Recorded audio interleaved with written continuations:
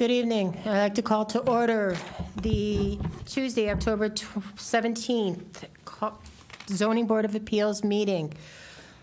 Okay, just a little piece of housekeeping, and Ms. Ritchie will also follow up with this too. Okay, this is a public hearing for the application that is in front of us. Please, we cannot speak of anything that is dealing with planning and zoning. This is for the application that is in front of us.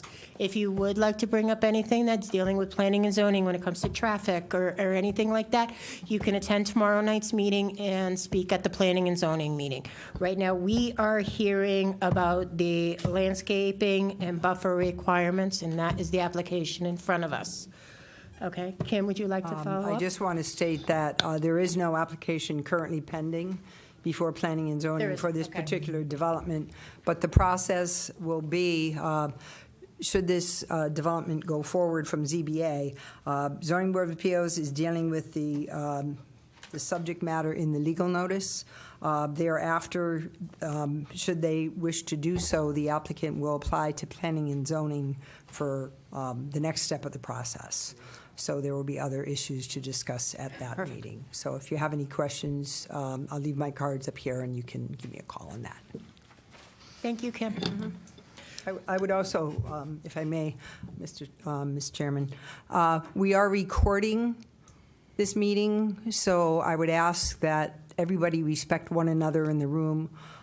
Because we are recording the meeting, we do need it for the record, we do need it for minutes, so if people are out of line, I will have to chime in and ask people to refrain from talking, just so we can hear. There is a microphone at the podium here, and there also is a handheld microphone in the front row that will have to be turned on if you go to speak, okay? And also, considering the number of people that we do have in attendance here, if you could please be as brief as possible with your comments. That way, everybody will have a chance to speak. Okay? All right, let's go ahead and get started. 5 minutes? Okay. No, tell them. People. Okay. Yes, thank you. Choice. Thank you, yes. Just also that we do have only 5 commissioners, so there will have to be 4 affirmative votes in order for this to pass, okay?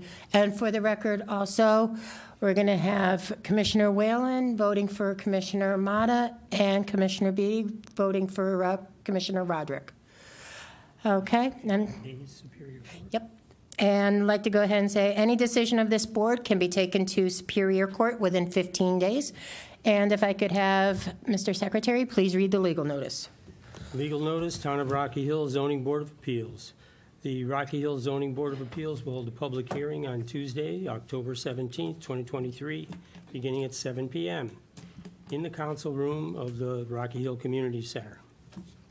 And this, to consider the following: A Appeal 2023-4, AMG PUB 2 LLC, requesting a variance from the requirements of the Rocky Hill Zoning Regulation Section 7.D.3.3, which is landscape buffer requirements to allow for a reduction from 50 feet to 26 to 27 feet, variable, where a non-residential use shall be proposed on a lot that abuts an R40 or R20 residential district for property located at 2720 and 2736 Main Street in a C commercial zone district. Thank you, Mr. Secretary. Okay, I'd like to go ahead and open up the public hearing. If I could please have the applicant step forward. Thank you.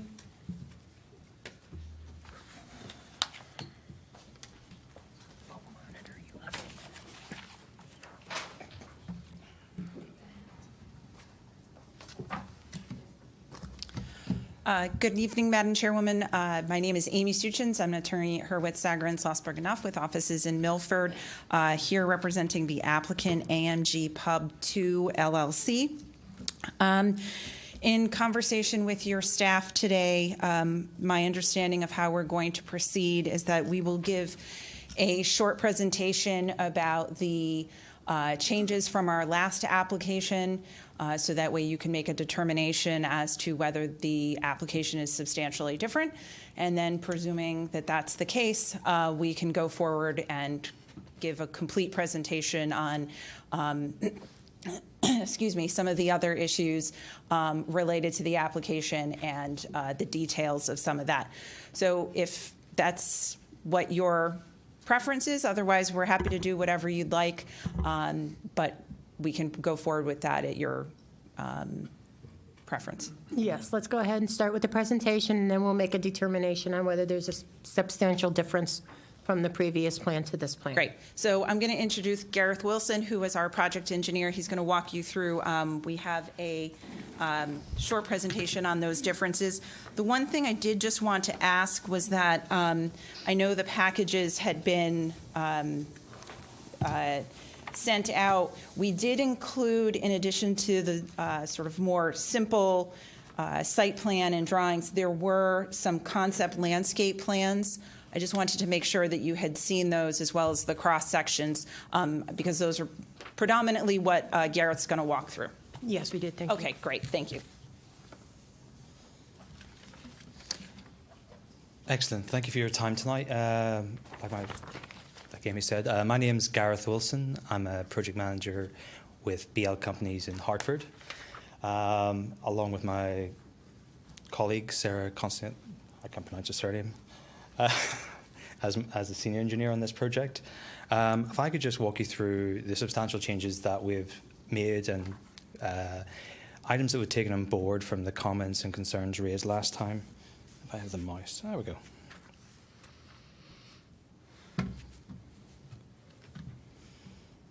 There we go. So a very brief overview. These are the basic zoning requirements for the site. The orange is the property lines for the two sites. The light blue is the parking setback, dark blue is the building setback, and the green is the 50-foot vegetative buffer. As you can see, quite a lot of the existing site doesn't meet that requirement. Entirely over the left-hand side, to the top, and also to the two pumps at the front are all outside of either the vegetation buffer or the building setback.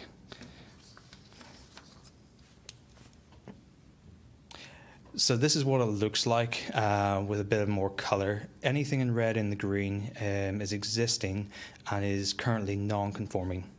I'll come to this in a bit more detail in the main presentation, but I would just like to show you what we previously presented.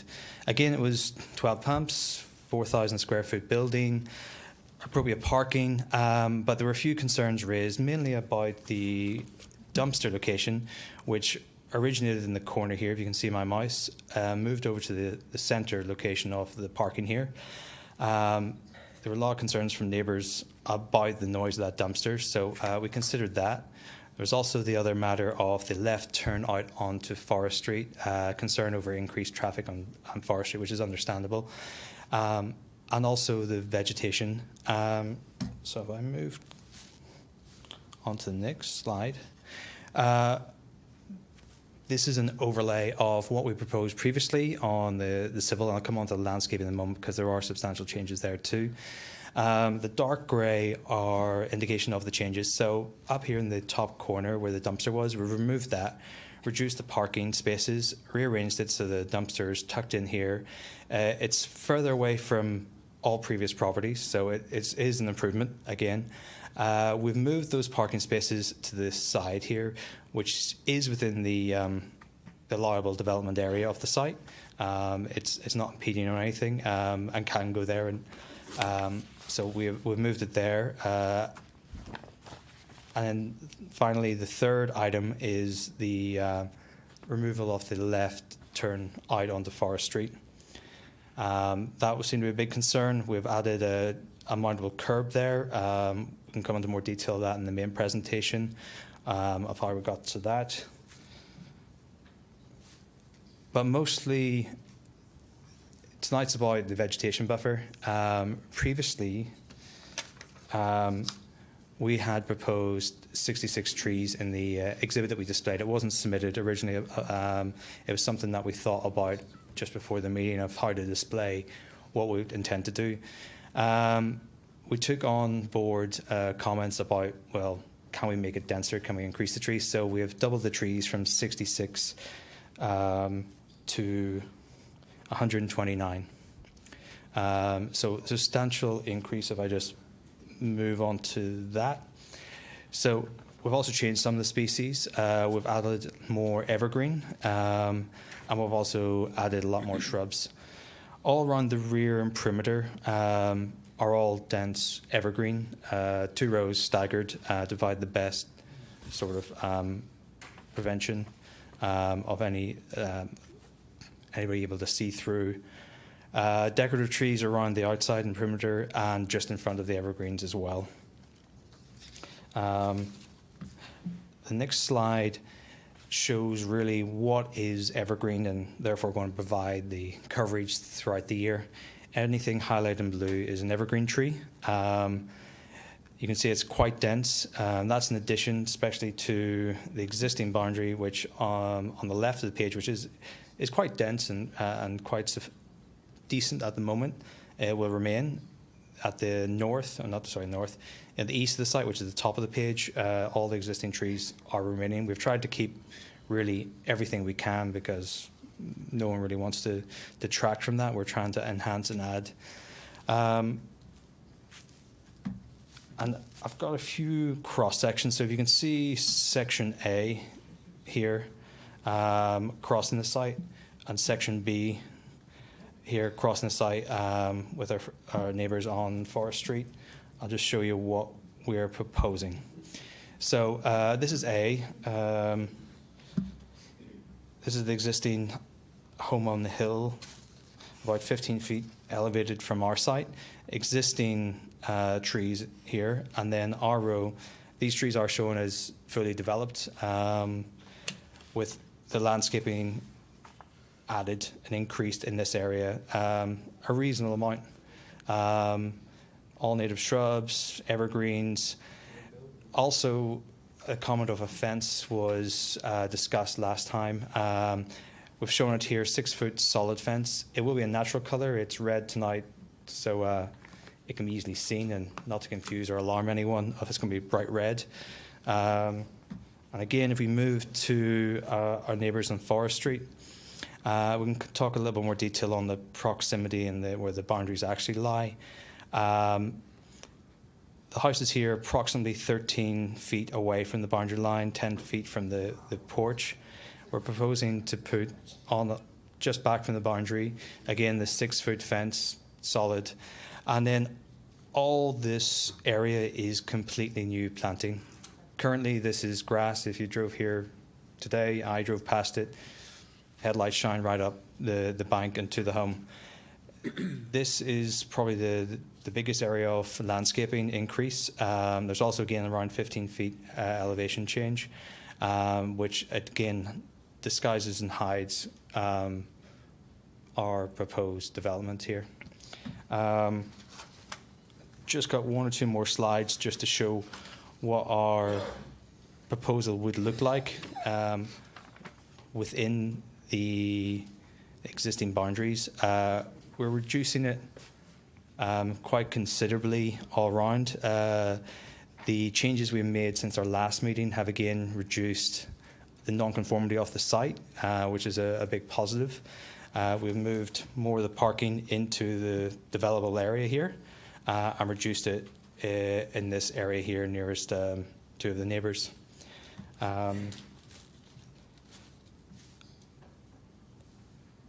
This is just a zoomed in sort of focused area of what's currently existing non-conforming in green and red and what we are looking to do with this site. So again, a decent reduction, and our changes since the last proposal again have improved this further. I hope that's not too brief to cover all the areas that we've taken on board since last meeting: the traffic, the noise, the dumpster, moving it, trying to move parking away from the residential zones and out of the buffer as much as possible, while still providing a usable site. I've got a few slides in my main presentation that talk about that, and really what could be built there is really limited. But hopefully I've satisfied you that we have demonstrated that we have taken on board quite a number of issues that were raised last time. If you have any questions on that, I'd be happy to answer them. Go ahead. Oh, Do you want to I didn't open it know up to if- the commissioners? I just, well, that's up to you. I just wanted to, before you start deliberating on the changes, I just wanted to point out to the commission the section of the regulations that we're speaking of. If you were all set, I don't know if you're all set with this part of the Please. presentation. Yeah. Section 9, subsection G, capital G, 3, 2E specifically, states, "The board shall not be required to hear any application for the same variance or substantially the same variance for a period of 6 months after a decision by the board or by a court on an earlier such application." So the commission heard a presentation on the changes, and now it's up to the board to decide if this meets that or not. And if it does, if it meets the substantial change in the board's mind, and obviously, we would want reasons for each individual member's decision Oh, one way or the other. Yes, definitely. We definitely pooled the commission to see if they feel it should be moved forward. Can we open to a few questions to the presenters, just for clarification for, Joe, do you have any? Yeah, you mentioned that you have 3 items that specifically changed, or is there more than that?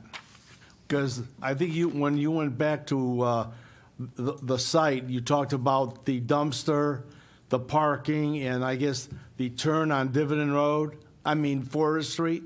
Were there any other than those 3 items, other than the landscaping, or was that basically the 3 that changed on the site? That is the majority of. There's minor stuff like where air pumps go, No, okay, etc. It's a gas station. There's not a lot to play with. right. Okay, all right. Unless I'm forgetting something. Secretary Puglisi, anything? Not to be redundant, but I'd like a little bit more of a clarification on the buffer zone Yes. as to what it was before and what you're proposing now. Tom, use this. Into the mic, Tom. Oh, Sorry. I would like a little bit more of clarification on the buffer zone. And- Certainly, yeah. Can I ask for presentation B to be brought up? I'll have to flick to it. It's on another slide.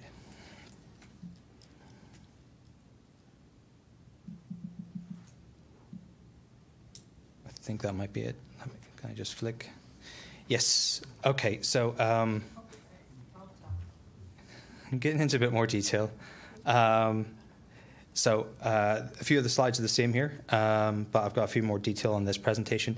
So the orange is the property line, the light blue is the parking setback, and the dark blue is the building setback.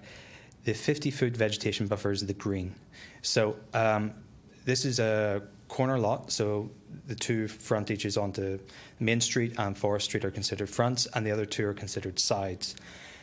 This is a commercial zone, so anywhere a commercial zone abuts a residential zone, it's required to have a 50-foot vegetative buffer. So that means it's be planted. It's not grass is currently on one side, mainly in this area is purely short lawn.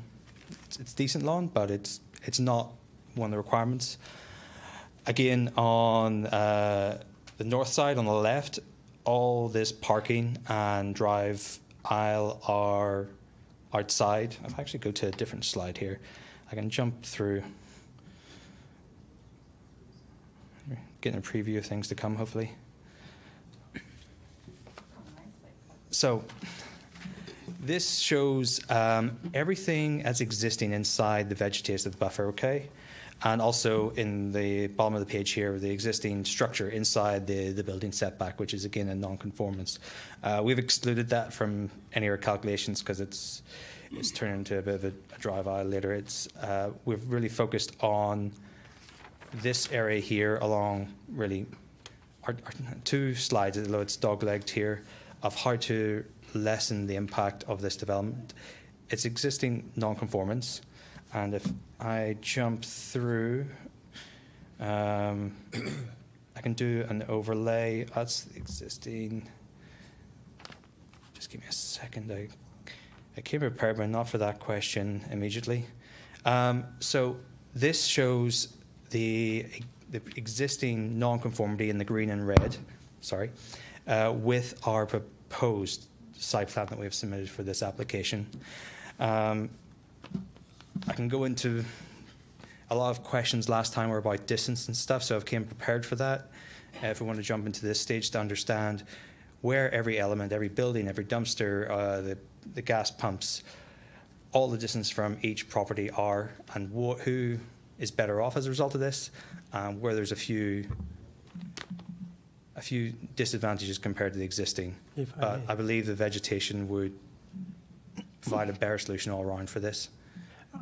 What I'm interested in is the distances that we had last time, not in your presentation, but the existing distances and what you're proposing here.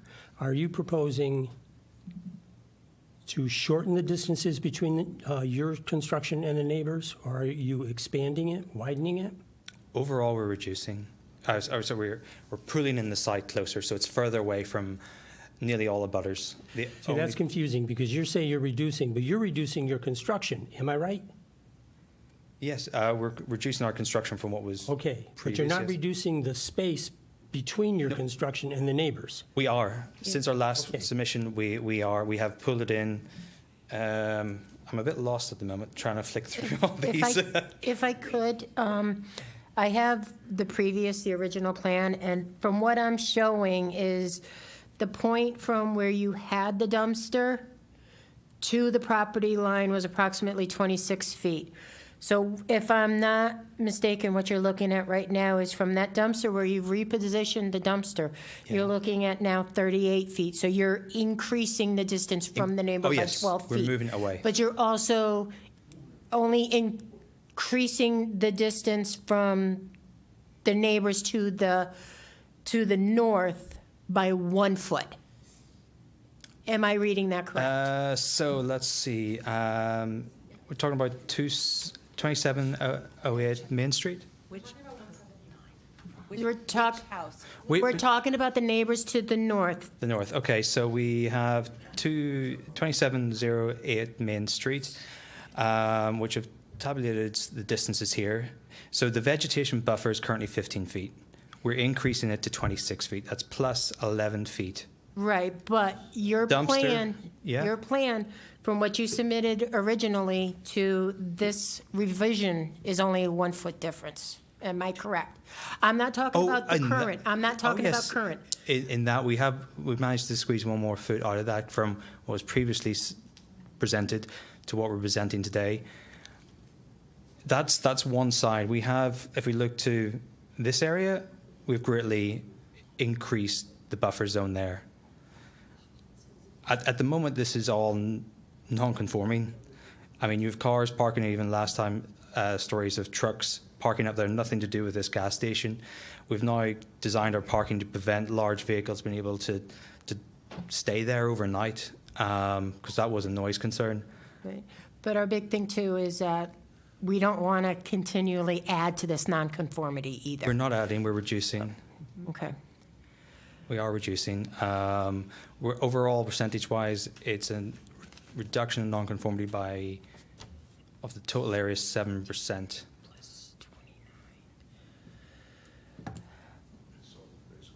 Okay. Do you have anything else, No. Commissioner Whalen? Yeah. I'm not worried about the nonconformity. I'm worried about what's different in this plan from what you originally submitted to us. Certainly. how have you improved with this new plan, as you're saying? Have you, the Certainly. buffer? So, really, the biggest improvement is the landscaping. I'm not worried about the landscape. We're worried about the footage. We're supposed to be 50 feet from these Correct. houses. So, Has that shrunk? it hasn't, has shrunk, A little yes. bit here and there. it has shrunk.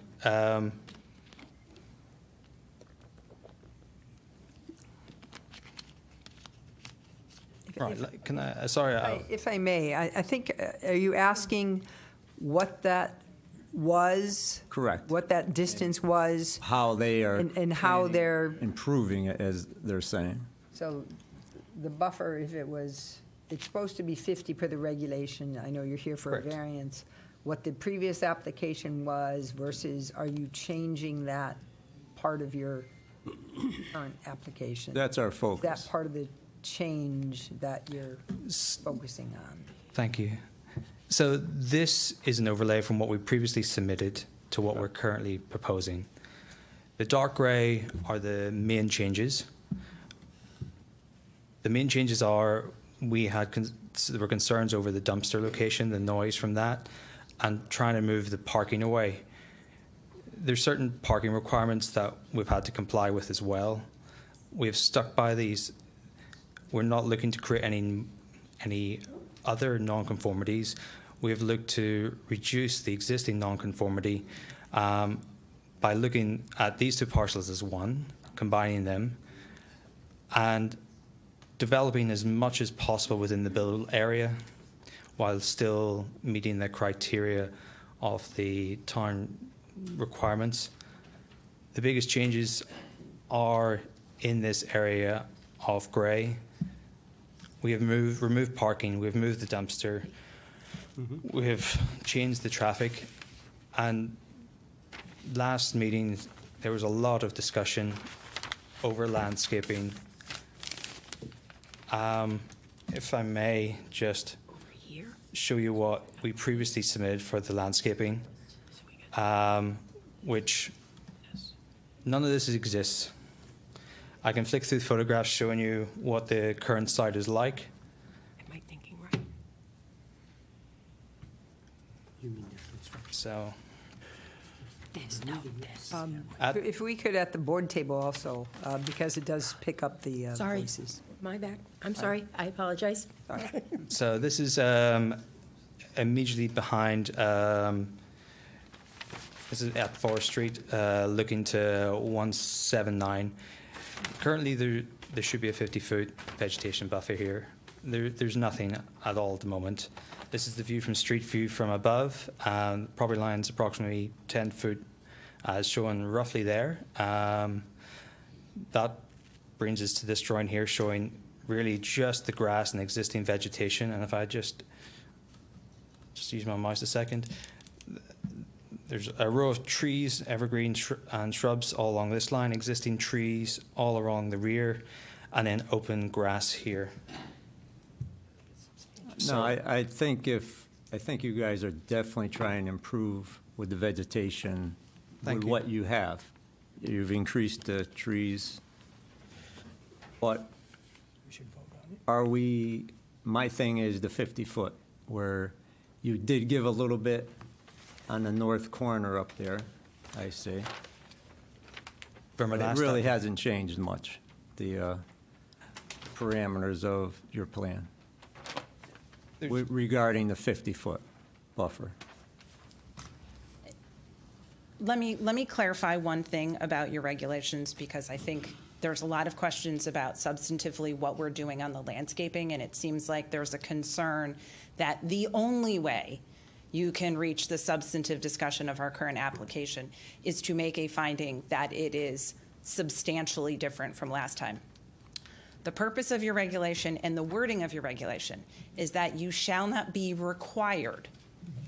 There is no prohibition on you choosing to hear this application even without a finding that it's substantially different.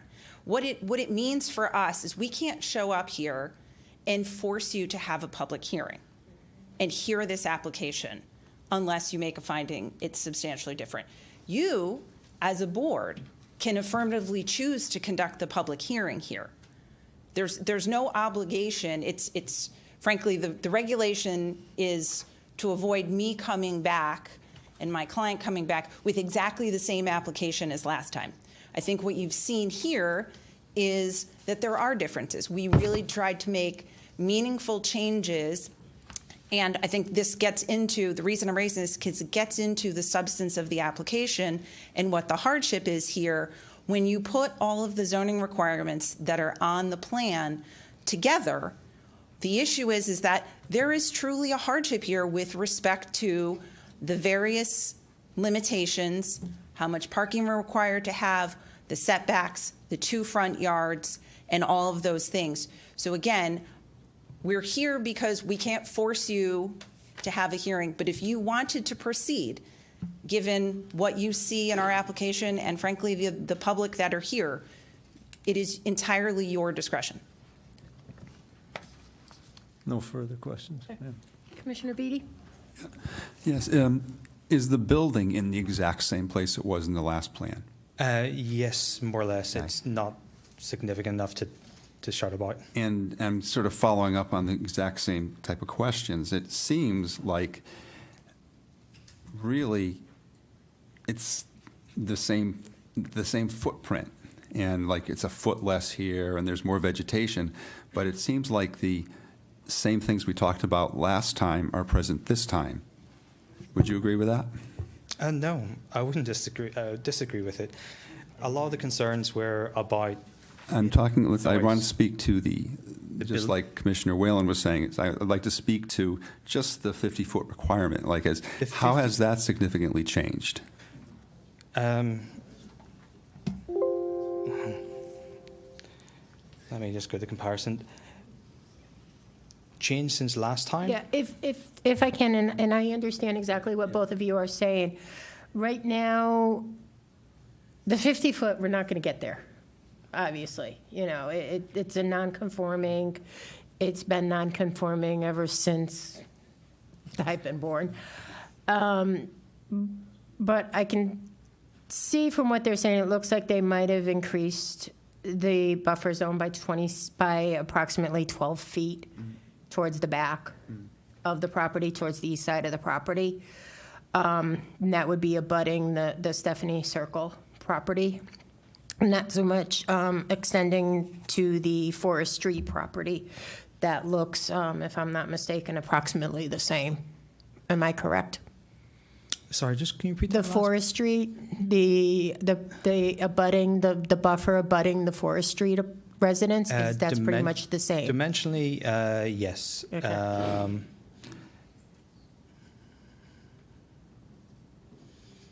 So, yeah, so basically, we're looking at about 12 feet to the east and 1 foot to the north of being increase of buffer. So, I think at this time, actually, I'd like to open it up to the commission for a vote on whether we should go ahead and proceed or not. Ken, we don't need a motion, do we? Do we need a motion, or do? I would for the record, Okay. yes. Okay, can I get a motion, please? I'll make a motion that we accept this as substantially different and proceed. Okay, second? Somebody, please? I'll second it for a Okay. vote. One moment. Is it possible to have the screen raised? Sorry. Thank you. Okay, I have a motion. I have a second. Do I have any discussion? Okay, all in favor of the motion? Read the motion again. The motion is to proceed with a public hearing, that this is sufficiently different from the original plan submitted back in July. Had to think what month we're on. Okay, all in favor of the motion? Against? We got 3 and 2. Doesn't pass. Yeah. That's for action. It was 3. I couldn't see the vice chairman's hand. We have three. We had three, the vice chairman, myself, and the secretary. Proceed. To proceed with the public So hearing. you can proceed with the Yes. public hearing because it's the It's not an vote. action. It's not an actual, we just need the majority. It's not an action to approve a. Right, not to approve. So variance. we just needed a majority on the vote. Okay, Which means there will be a public hearing, so any public hearing instructions you have, feel free to impart to the audience. okay, all right. Looks like we are going to be going to a public hearing. Again, please, I reiterate that let's keep our comments as brief as possible so that everybody has an opportunity to speak. Also, again, this can be, any decision of this board can be brought to Superior Court within 15 days. I would like to go ahead and start with the applicant with their official presentation. Thank you. Great. Again, Amy Suchins, attorney for AMG Pub 2 LLC, which is the applicant. I think as we just discussed kind of preliminarily in the context of the differences, we're here on the variance for the 50-foot landscape buffer between the non-residential use and the residential use. I think Gareth had gone through a number of the things that were outlined in our narrative, but I think there are a number of things that are just sort of important reminders.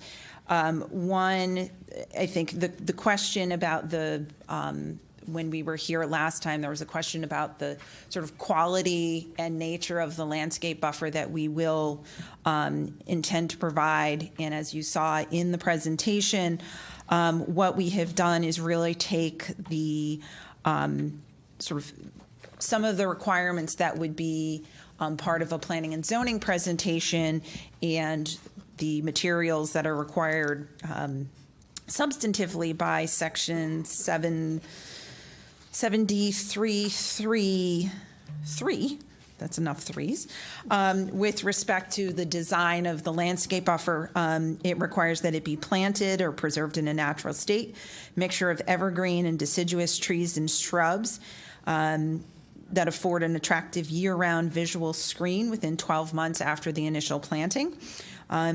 And in subsection 4 of that same section, the screening can include ornamental fences, berms, and walls in combination with the trees and the shrubs, which provide at least 25% of the effective screening. So although you're not the Planning and Zoning Commission, I think what we heard from you last time was that element was important to you in understanding whether or not the requested variance would still achieve the same purpose, that it would provide the requisite screening. And I think what you saw in the plans that are before you, Gareth will walk you through a little bit more detail on some of those things that we, sort of some of the more minor changes that we were able to address. But ultimately, I think what you see here, and as I noted before, that the site is really, it's not only significantly non-conforming, but any kind of redevelopment of the site is going to face this issue with, as you saw in the presentation, with the various zoning requirements overlaid between the two front yards, the setbacks, the building setbacks, the landscape buffer. It's virtually impossible to try and redevelop this site in a meaningful way without some sort of variance. And so I think the idea that what we have done in the proposal before you is minimize the scope of the variance request, and more importantly, and an alternate basis for granting a variance is the reduction in the nonconformity. So to the extent that there was any question about what we're showing as improvements on the nonconformity, particularly on when everybody looks at the plan to the left, which is actually to the north, all of that reduction in nonconformity is independent of a hardship, a valid basis to grant a zoning variance. So I do think that that's an important consideration. And with that, I will turn it over to Gareth to walk you through, as I said, some of those details about the landscaping buffer and a number of the issues with respect to the changes to the site design and the current proposal. Thank you. Thank you. Could I have presentation B up, please?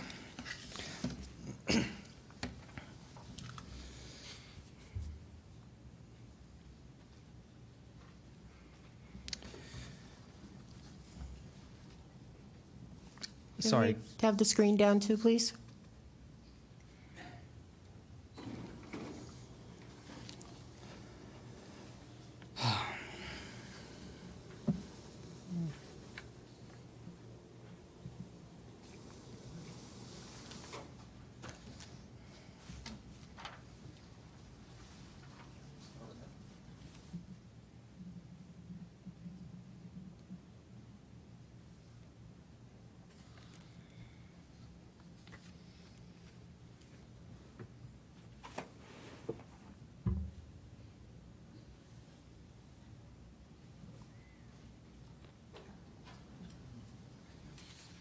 Okay.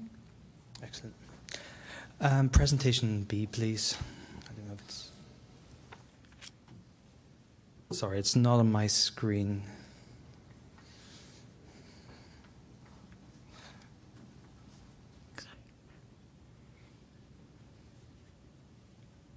Ah, perfect. Thank you.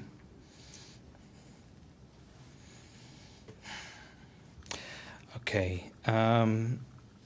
Thank you again for this opportunity. My presentation is not going to be a surprise to everyone, so if you can bear with me, I appreciate that. I'm not regretting putting so many slides in. Okay, as I said before, my name is Gareth Wilson. I'm a project manager with BL Companies in Hartford. I'd like to walk you through, first of all, just the context to understand it, the existing zoning requirements and hardships it's created. Briefly, as we touched on before, what we previously proposed, what we're currently proposing, a bit into the detail of the landscaping and a few other items that have changed since. But again, nothing that we haven't touched on yet. But if you bear with me, hopefully I'll answer a few more of your questions, and hopefully I'll certainly address the items that were raised last time. So, like I said, these are the two parcels, Corner Forest and Main Street. We're looking to combine them to enable the renovation of the existing gas station. The gas station records go back to early 1950s, same era as most of the residential units around here, so it's been part of the community since it existed, really. Our client has been investing in their gas stations throughout the area. This one, they previously, as discussed last time, replaced all the gas tanks on the ground to make sure that they're up to standard and will be future-proof for the years to come. Next up is today, what we'd like to discuss is enabling the redevelopment of the gas station itself.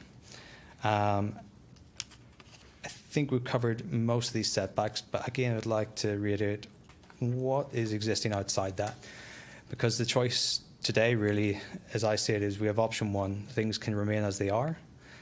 The issues that were raised in the last meeting will mostly remain, or we can have the opportunity to open the discussion, especially at planning and zoning, about how to best cooperate together and create a better solution for this neighbourhood.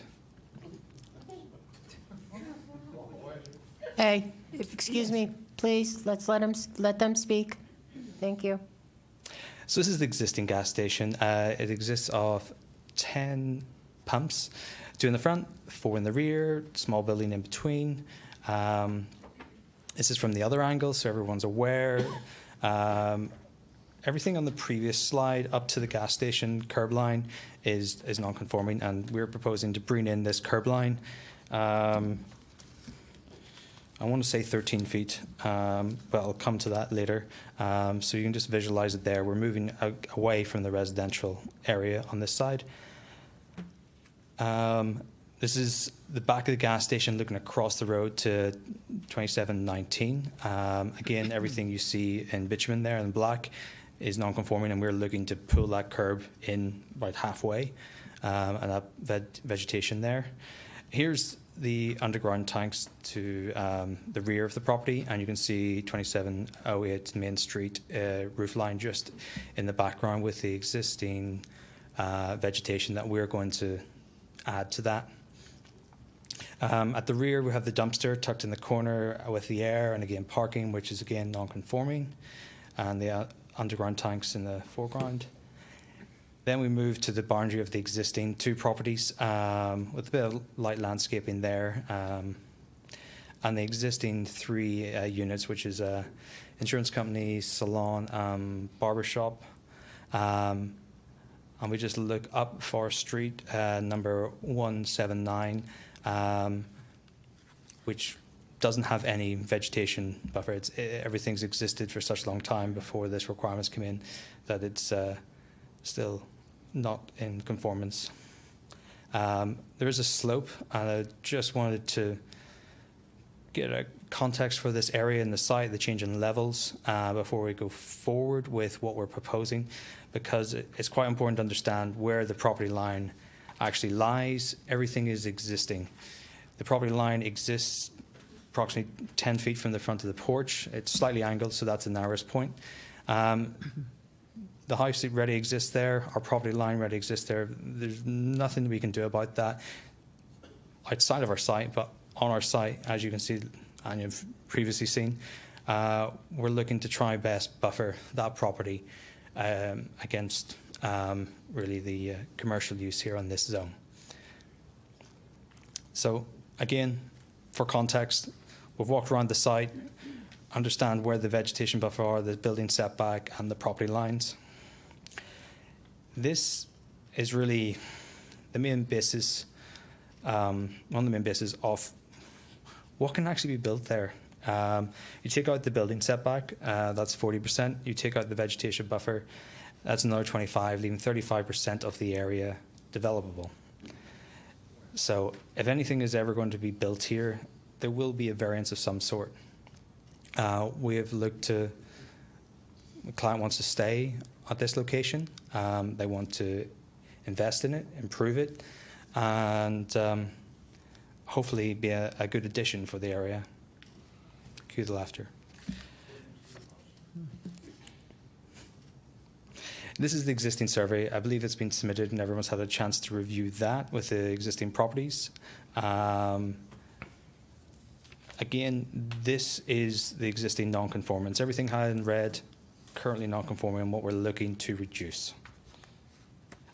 This is what we previously submitted and briefly discussed earlier, mainly with the dumpster at the rear, parking stretching back to the rear as well, and the building and pumps. Basically, currently the pumps are in this area. 8 pumps are in the back of this area, closest to these 2 properties, and again, fairly close to the property on Forest Street. That doesn't seem to be the best location for anyone. There was discussion last time about noise of pumps, etc. So we've looked to move them as furthest away from the residential zone. So what we're seeking is a variance for the vegetation, which we've seen as the best option given the constraints of this site. We've complied with every other requirement of your regulations and looked at this site of how best we can improve it. So this is our proposal. Again, the left turn on the Forest Street has been removed. There'll be signs on that location, and the curb is angled so that it's pretty difficult to do it unless you're deliberate in trying to damage your vehicle getting across. Again, the dumpsters moved away further away from all properties.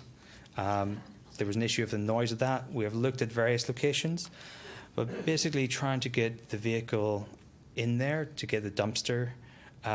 There's really no easy place to put it, especially with the dumpster truck movements. That's our site plan. The only variance, which is small, but hopefully you can see on your pack, SK2, the only variance that we're looking for is a reduction on the non-conforming vegetation buffer. And this is, again, the overlay showing those changes. You can see sidewalks have been added around parking, ease of access. The ADA spaces are, again, close to the store unit.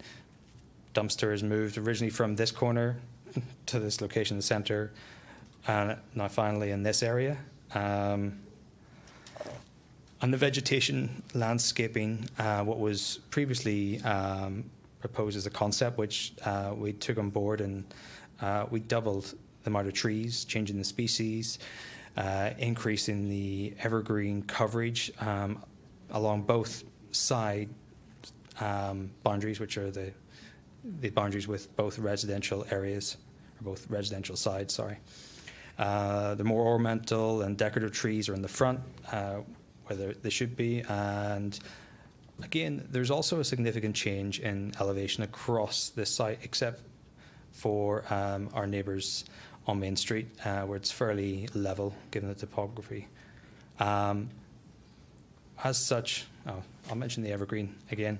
Everything in blue is evergreen to keep a substantial greenage cover throughout the year.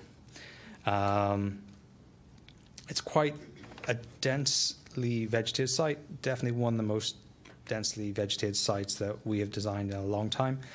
And we certainly can talk more of that at planning and zoning. That is something our client is very open about, to try and improve this site. At the moment, there's not much of a buffer between our neighbours on Forest Street, so we're looking to improve that. This is the cross-section A in this area. As you can see, the level change, you can see the 6-foot fence that's been proposed there, just off shy of the boundary, and again, the additional vegetation while all the remaining exists. And then again on Forest Street, which is currently all grassland, lawn, again, a lot more additional planting here, very dense, staggered, taking account of the slope and screening off the property. So that's how our proposal sits within the vegetation setback. We have the building completely out of the inside the building setback requirements, unlike before. The vegetation buffer has been increased on both north and eastern sides.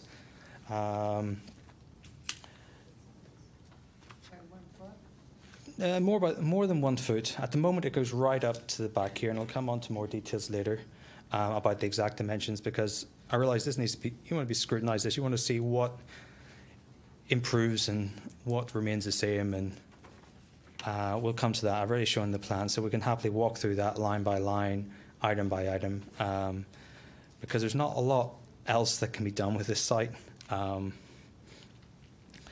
Again, the non-conforming. All this green area is going over to vegetation buffer that doesn't exist. Not only that, the pumps have moved away from the residential areas, which is, in my mind, a big plus. The dumpsters moved. We've addressed issues with the traffic, although not... Excuse me. Can we please lower the chatter, please, so we can hear the speaker? Thank you. Thank you. So that's the improvement from what's existing to what we're proposing. I say it's the narrowest point here, which is the sidewalk, is around, I'll come to it in a moment, is around 12 or 13 feet there. Everywhere else is a far greater increase. Again, what's existing is non-conforming, and here we have the details, because we had a lot of questions last time. So I wanted to address that and make it easy for everyone to see.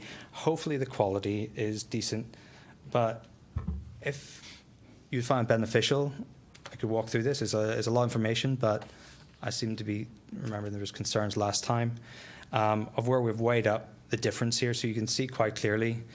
We've looked at really the vegetation, each home to the dumpster, each home to a building or structure, which is the convenience store, the commercial units, or the structure of the gas station canopy, to the pumps, to make it specific, and also from each house to the parking areas.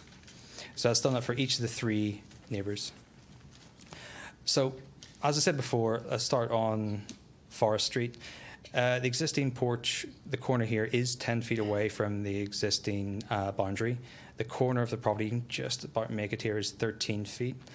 The garage is 1 foot, so it's very close to the boundary as is. Again, we can't do nothing about that, but we can work on our side.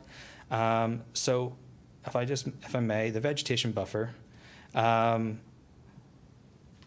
building is moving closer to that. That's not something we've shied away from. It's the rear of the building. There's no activity there. It's a building. It's also the roof level of it will be actually similar to ground level above there. So there should be no, even if you could see through any of the vegetation buffer that we're planning to plant there, even see into the building or people especially look up. The house to the dumpster. The house is currently 97 feet away from the dumpster. We're moving the dumpster 129 feet. The house to any structures is 97 feet. That was to, closest one was actually the canopy. Nope, I got that wrong. House to structure, 97 feet.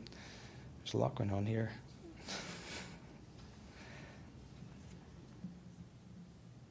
The closest building is now going to be 50 feet from corner to corner of the building. Not quite the 50-foot vegetation buffer from the boundary, but it's certainly 50 feet from the dwelling itself. And then to the parking, there is a slight reduction on this zone, but it's still, the parking along here is fully within the developable area. It's conforming with the regulations.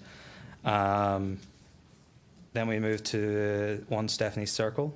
The vegetation buffer currently at the minute, at its narrowest point, is 19 feet, which, if I just measure here, is this narrowest distance between the existing parking and the rear there.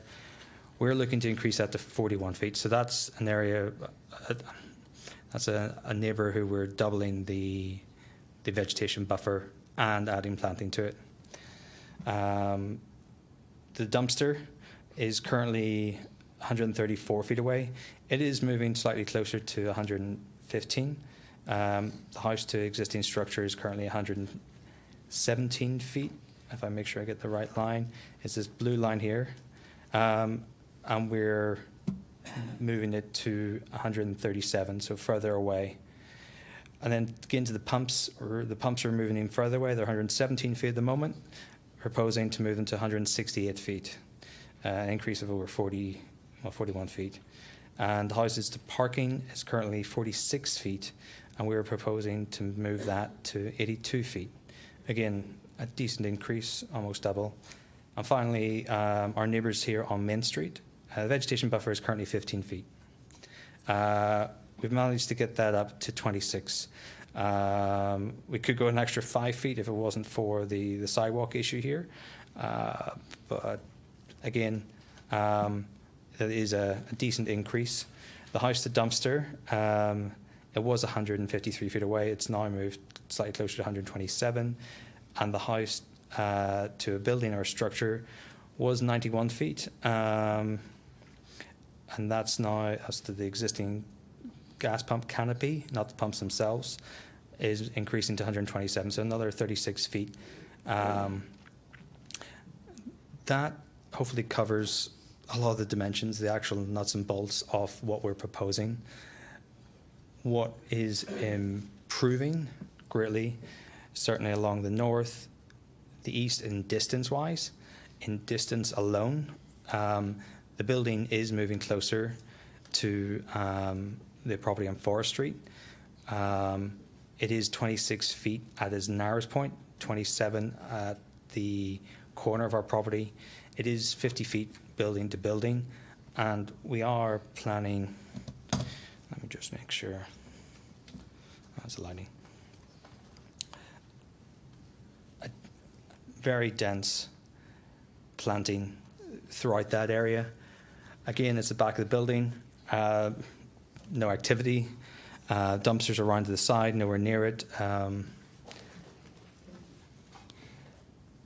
This is, in essence, what we're proposing today It's my table.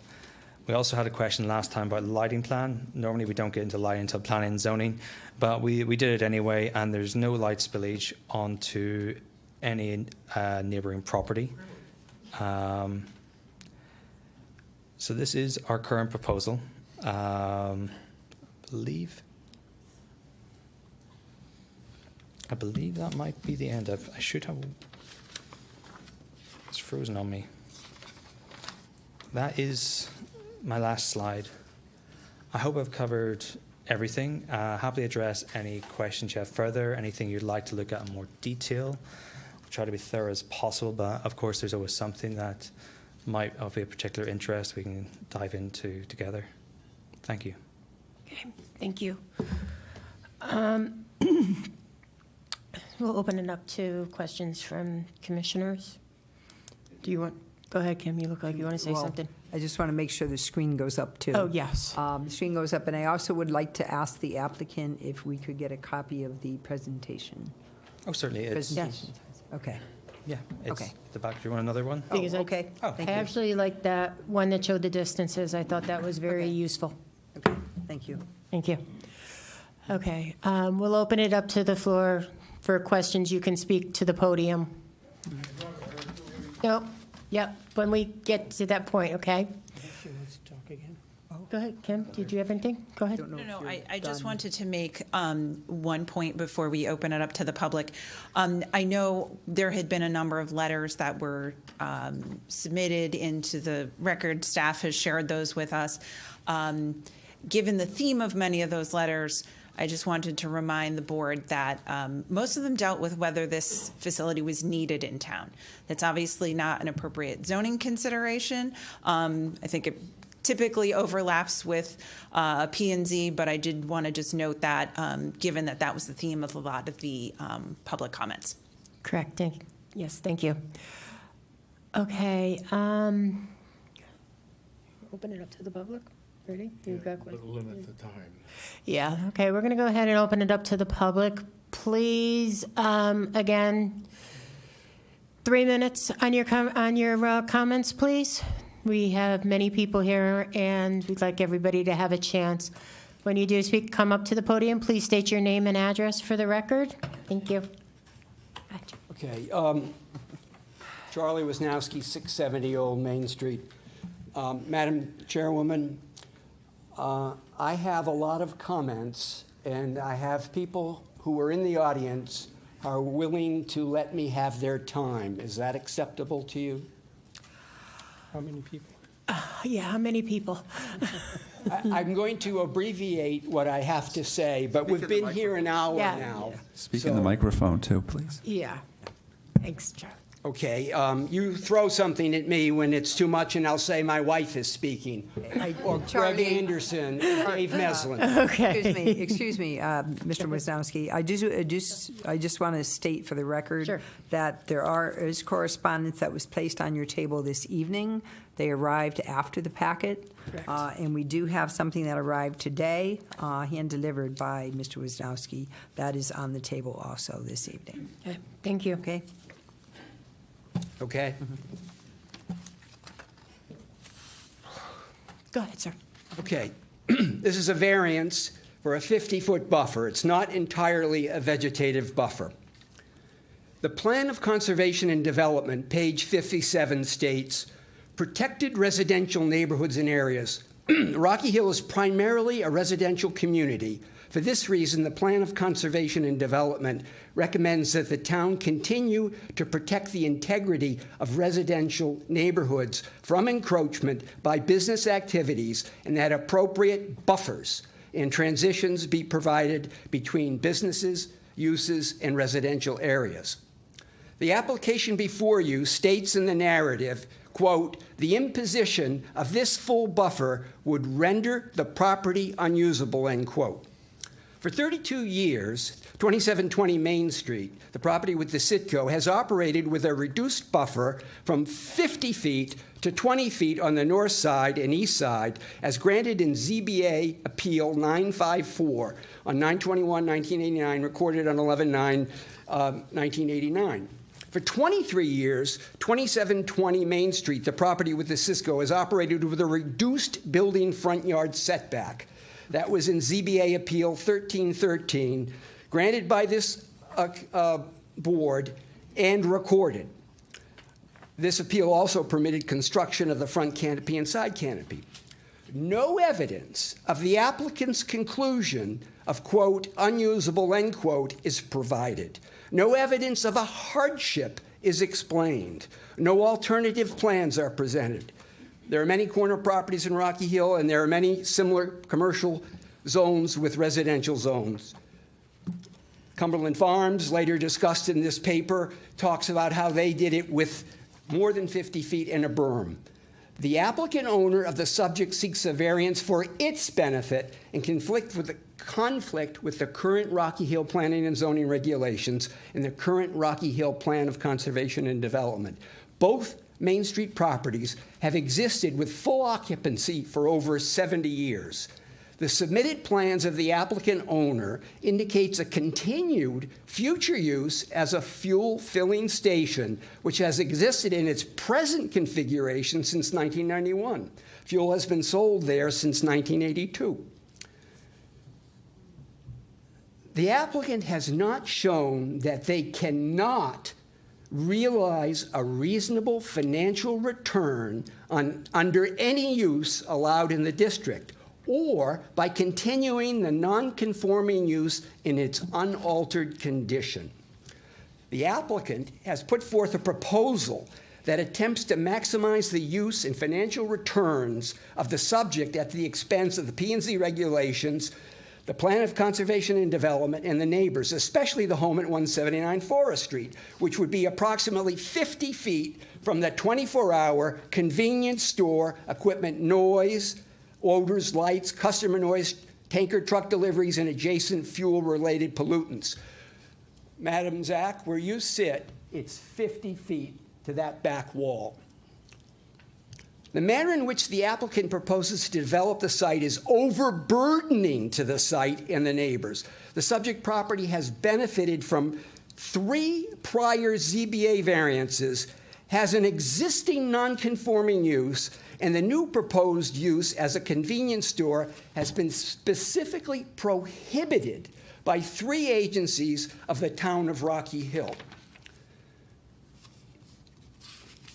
The massive scale of the 6 pump stations under a 160-foot long canopy, plus a 100-foot by 40-foot convenience store of 4,000 square feet, is a huge overcrowding of the site and neighborhood. The proposed 160-foot long canopy is equal to 3 lengths of the small building they just bought, and it's also more than half the length of a football field. Rocky Hill zoning regulations in Section 1, introduction purposes, statutory purposes, to protect the public health, safety, convenience, and property values, to prevent the overcrowding of land. Your regulations and bylaws also pick up that same language. The whole concept of the last hour was saying that the property had side yard issues, the 50-foot buffer. That was addressed 30 years ago when present members of this board allowed a 20-foot variance on the north, and that's where it is. I went out and measured. It is 20 foot. It's not 15. So when they present their gain, we're giving you back X or Y, their numbers are wrong.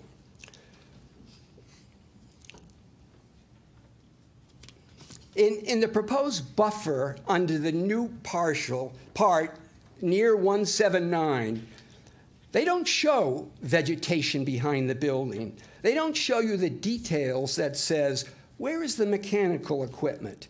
Is there a retaining wall? Is there a service passage area?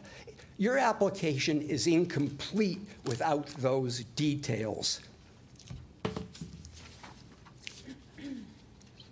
Previously prohibited uses on 2720 Main Street. 3 agents of Rocky Hill previously specifically and clearly said no convenience store. It is in the minutes of the ZBA. It is on the recorded site plan of P&Z. It is on the certificate of use and occupancy. The applicant wants continued use of a prior approval. That prior ZBA approval was made with the statements that the use would not include a convenience store. The applicant wants to consolidate the existing fuel filling service station lot with a newly acquired 3-tenant general retail building lot. The prohibition of the convenience store should continue to that consolidated lot. I was on the P&Z when the approval for the site plan that they're dealing with was on. Kim was the planner. And specifically, she wrote a letter, no convenience store. The commission didn't want a convenience store. The recorded plans have no convenience store. I've provided that to you in the package. Incomplete application. What's missing or omitted? The plans do not comply with the Rocky Hill zoning regulation, section 9.G.3, variances, number 2, plot plan requirements. Number 15, abutters list on the plan. They're not on the plan. Number 16, index map showing 200-foot radius and abutting properties. They're not on the plan. As detailed elsewhere, the ZBA has previously granted variances on the subject property which run with the land. This information impacts the claims of hardship. Further, in place, approved side yards and rear yard buffer data varies from the zoning regulations and varies from any claims of the benefits of the proposed application over the zoning requirements. The zoning requirements don't apply here. What applies is what this agency and the other agencies of the town have previously approved. They're showing you comparison to a fiction.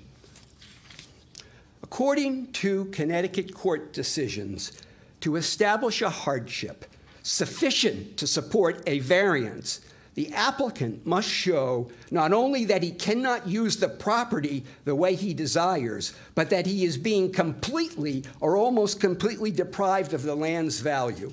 I don't think that's true in this case. Incomplete and misleading graphic plans. Illustrations in the plans which show cross-section B do not show the proposed new building, nor the full profile of the adjacent resident, 179 Forest Street. The cross-section shows trees in the yard of 179 Forest Street where the proposed fence should be. So how do the trees grow through the fence and provide a buffer? Further, it says a scale of 1 inch equals 20 feet. That's true, you can't figure it out. And in what year will those proposed trees be at the heights shown?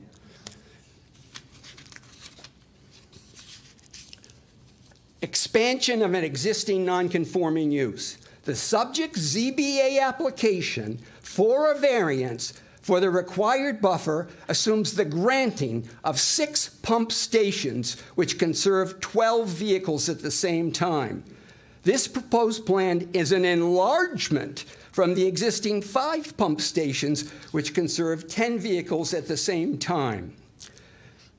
Section 8, Special Standards 8.A.1, nonconforming uses of the Rocky Hill zoning regulation. 4, a nonconforming use shall not be extended or enlarged. What is the nonconforming use? 6.1, auto use and service stations, separation distances, fuel separation distances. No gasoline or diesel filling station shall be erected less than 1,500 feet from any part of any lot or plot used for the above stated purposes. And above in section 1.1, general separation distances A and B, the following are listed. School, that would be Moser School. Public park, that would be Elmridge Park.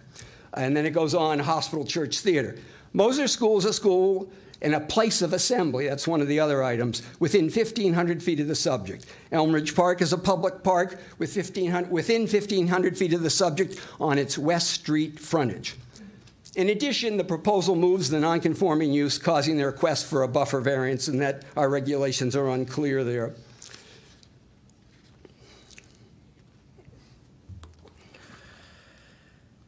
The procedural elements of, do you talk about the convenience store? You let them show They needed more parking. Why did they need more parking? Because they're going to have a convenience store. Well, we're not supposed to talk about that. I would say reject the thing on the basis that you don't even know what will be approved there, but you want to give a buffer. Finally, unusable. It's in use. The owner of this unusable property installed new fuel tanks last year. The owner of this unusable property bought the adjacent fully occupied property last year. You believe they do not have an alternate plan if this one doesn't receive approval? The only hardship is the absence of evidence of a hardship. Please use your right to protect the town of Rocky Hill given to you in the state statutes, planning and zoning regulations, plan of conservation and development, and the Zoning Board of Appeals bylaws. Thank you.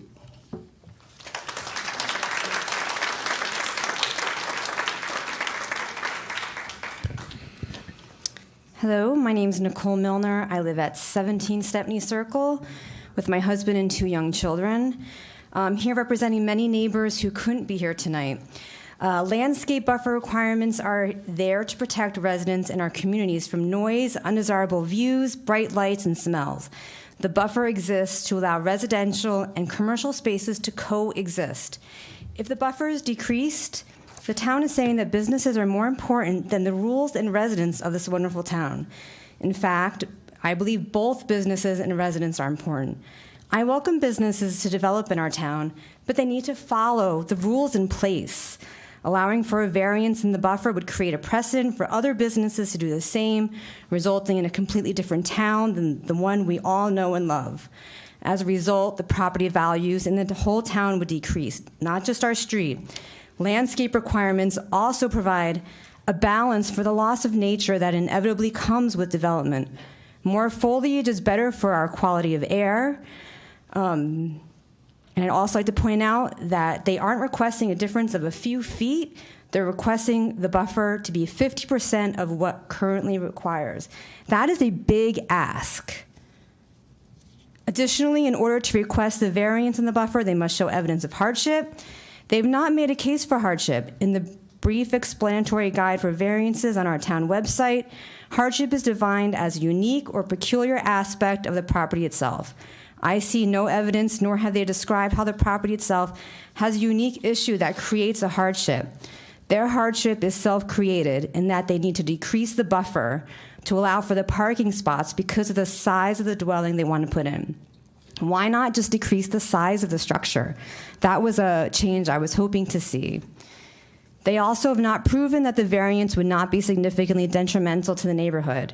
And I'm here to say it would be detrimental to my neighborhood and that it would result in increased noise, less desirable views, brighter lights, harsher odors, all resulting in a decrease in our property value. And my property value decrease affects the value of all the properties in this town. As we all know, real estate is dependent on surrounding property values. In conclusion, I ask for the board to deny the appeal of the variance. Thank you for your time.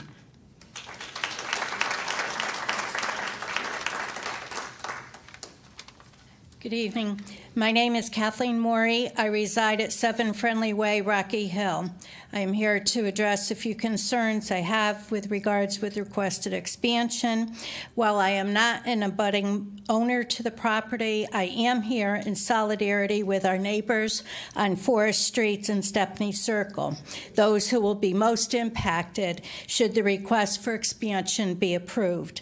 I would like to note for the record that at various times, particularly in the early morning and evening hours, we too can hear the sounds of traffic coming from the corner areas of Main, Forest, and West Streets. So if this expansion with the requested variances are approved, the increased noise and traffic will affect the surrounding neighborhoods off of Dividend Road behind the immediate area. So I think the buffers being discussed should include some sort of sound buffers at the very least. Thank you for your consideration.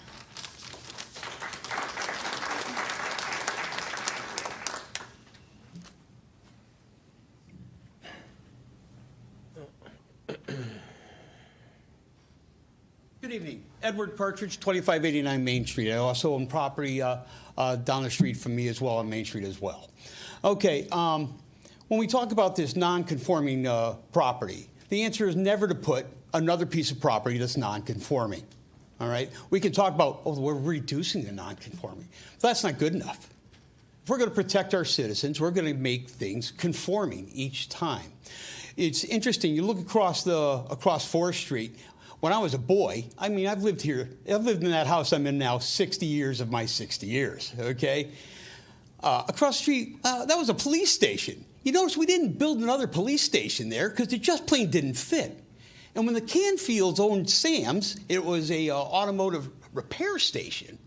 When that use ended, hey, it no longer fits the zoning. It no longer fits the space to have a repair station there. It became a small store.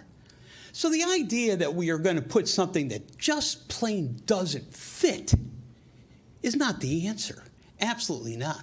When we talk about that 50 foot of distance, we also have to talk about what is really going to happen in there. They contend that there's going to be no activity. This is a gas station. Cars, very transient people come through there. I'll tell you what happens on the back of those gas stations in that non-activity area. I know. I've been a fire inspector for you. I've been a deputy fire chief for you, okay? I know what happens behind those buildings. A lot of illegal activity happens, from drug use, okay, to strange sexual encounters I've been behind these buildings. That's the sort of things that happens in that non-activity area. I challenge you to go behind any of your convenience stores in this town right now and take a look at the condition of the property behind them. That's what's coming, and that's what you're bringing to that neighborhood, and it's just not good. And lastly, just 50 feet, while that building, as designed, will be within the fire code, there'll be more tankers there. With more pumps, there's more tankers. Have you ever seen a tanker fire? Let me tell you something. None of those houses are safe from a tanker fire. The explosion will be 100 feet in the air. We had them just a couple of years ago, right up on 91. I was there for it. So this is not a good idea. It's non-conforming now. The answer is not non-conforming again. Thank you very much.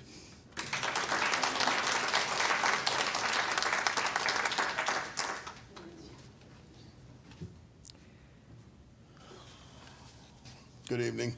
My name is Robert Shatno. I live at 179 Forest Street and 170 Forest Street. I own them both.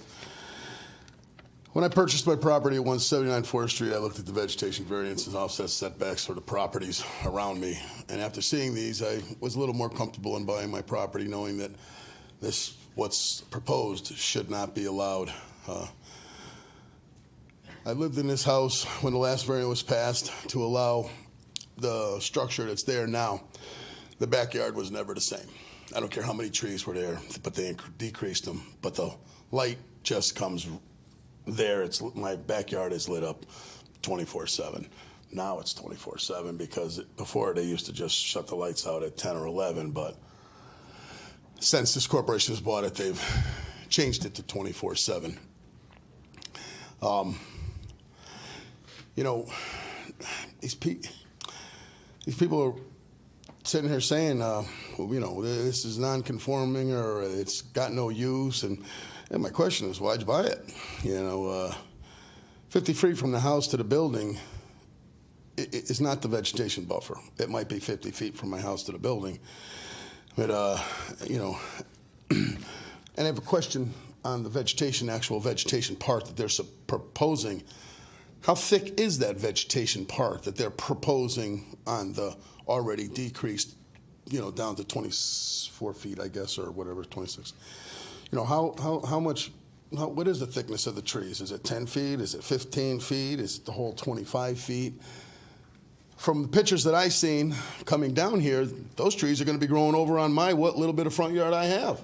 And whether it's a pine tree or whatever kind of tree you called it, I'm not a tree guy. You know, but they appear to, you know, at some time in life, I might not be alive by the time they get that big that it shows on the pictures because, well, I planted 6-foot trees and 20 years later, well, they might be 15 feet tall.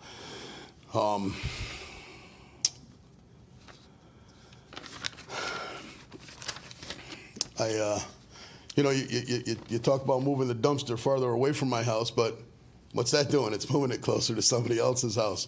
And, you know, and the dumpsters, I believe, are already on part of the variance that was granted quite some time ago. Another quick question. I thought I saw on one of the papers a proposed propane station. I'm not sure if that, but I thought I saw in the corner of it proposed propane on right down the hill from me at the Forest Street side. Correct me if I'm wrong.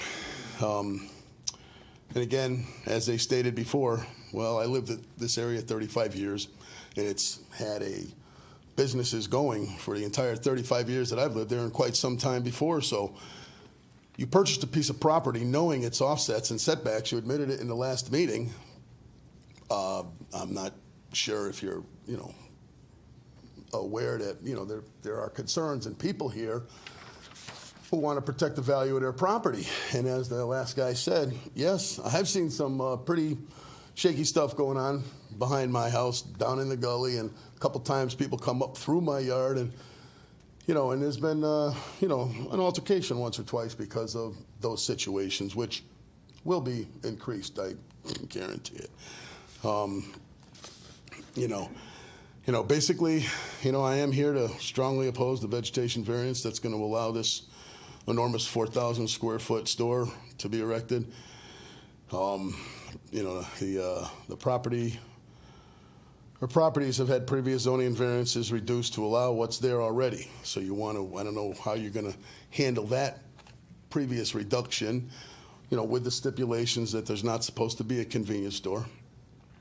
They say it's not usable with the variances that were put there to protect the residential owners.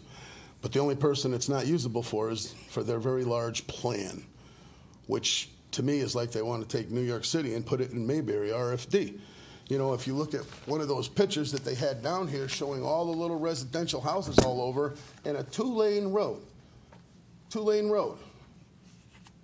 We measured buildings from Middletown to Hartford, Glastonbury.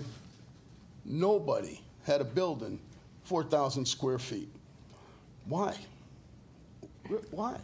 In all of the other places on the Shunpike, the Cumberland Farms, it's 4 lanes. Up here, the Roadrunner type store, it's 4 lanes. Okay, I'll blast off from that situation. Sorry. It's tough. They talked about traffic and they talked about Right, but those little arrows that they put in to change where they say they're going to put in them little arrows. Well, I was down at the gas station the other day, and I took a picture of the car against the arrow. They don't work. People don't pay attention to those arrows that are coming in and out. And that was part of what they brought it up and said they changed it, and it's part of the change. they mentioned it. It is part of the change in the plans, but the only right thing now, that picture got me was a police officer at my door at 12:30 at night wondering why I took a picture of a car. right now, we're worried about the vegetation of buffer. You, the last time, in the last meeting, stated you wanted to see more pictures of trees and more type of trees that might not put leaves on my front lawn. Well, those green trees that they got showing growing over my fence is now going to put pine cone sap or whatever else crap it's going to drop. So that's the vegetation buffer was put into place to protect the residents of Rocky Hill. I knew it. I looked it up when I bought it. They knew it when they bought it, just believing that they could come up here and, I applaud the lawyers for doing their job. I didn't go to 8 years of law school. But on that, I can only ask this board to please do the right thing. Thank you for listening to me.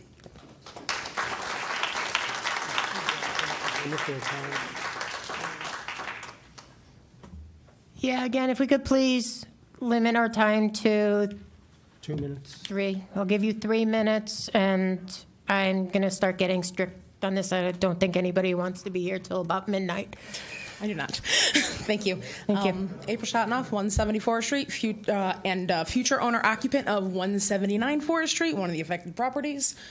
I'm sorry, ma'am, I didn't get your name. April Shotnoff, Okay, thank you. Alan's daughter. Thank you. I'd like to speak to the proposed vegetation in the vegetative buffer. A Colorado spruce grows to a height of 60 feet at maturity with a crown width of 25 feet. The crown width, 25 feet, puts the branches of the trees well within the property line of 179 Forest Street. Section B shows a cross-section of the vegetation plan.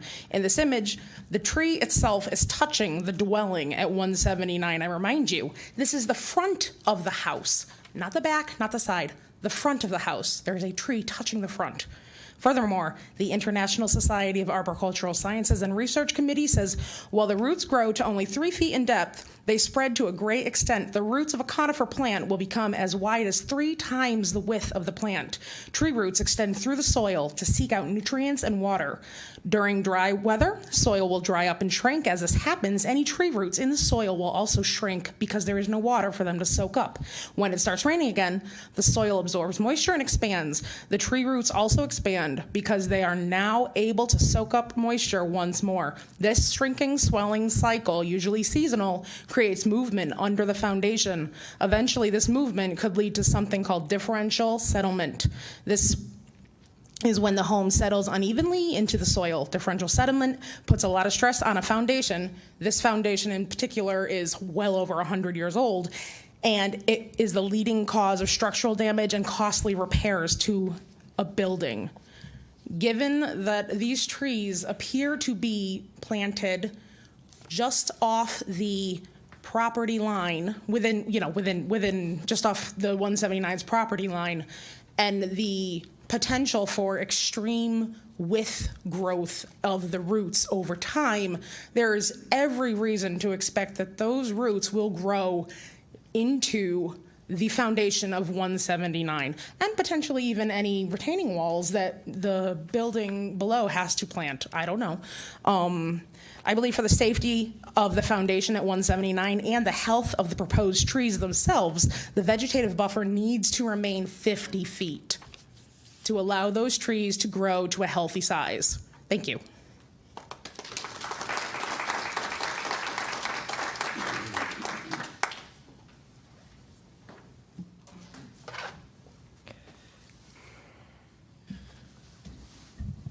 Good evening. My name is Steve McLeod. I live at 167 Forest Street.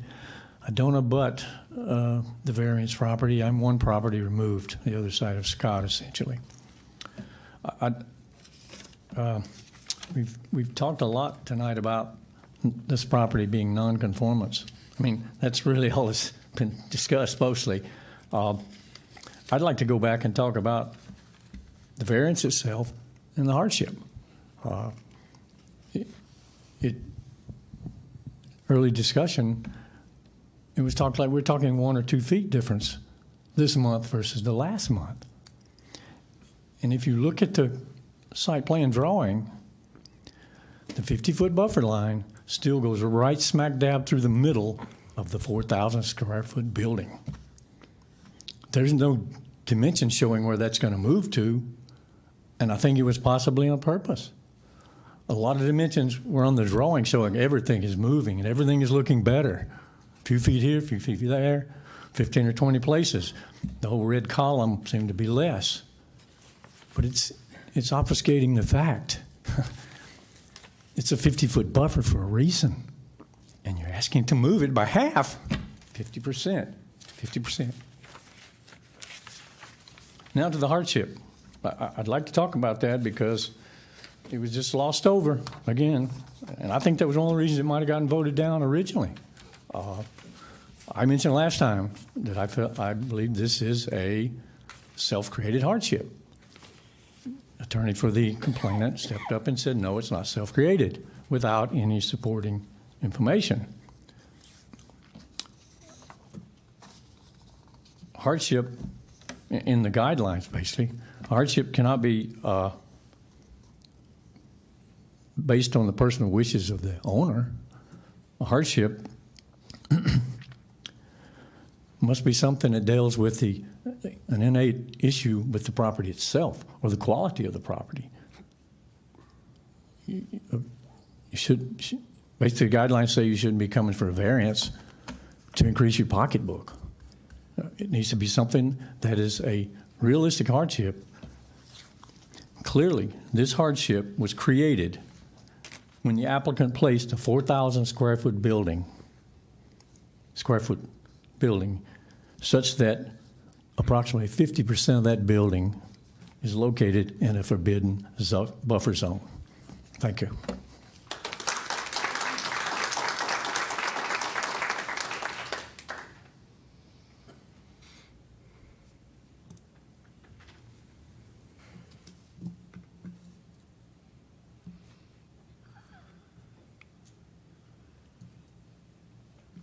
My name's Robert Herrick. I live at 102 Forest Street, Rock Hill. The reason I'm up here is they shows us the drawings of a flat drawing. Where is the three-dimensional drawings of the front view, side view, or left side view of the building? They must have a drawing of it. Why can't they propose that and show us so you can see actually where everything is? Right now, you're just looking at an aerial view of everything. They have to have a drawing of the front view, side view. The engineer knows that. But they don't show us that. Why? Because they can't show the height elevations to the houses that are there. I would just like to see that if they can propose, could produce it. But I don't think they have anything.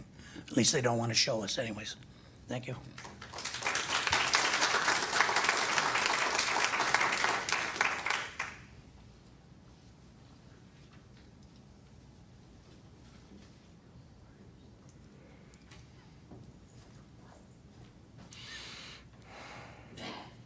Mike Garrity, 2 Stepney Circle, Rocky Hill.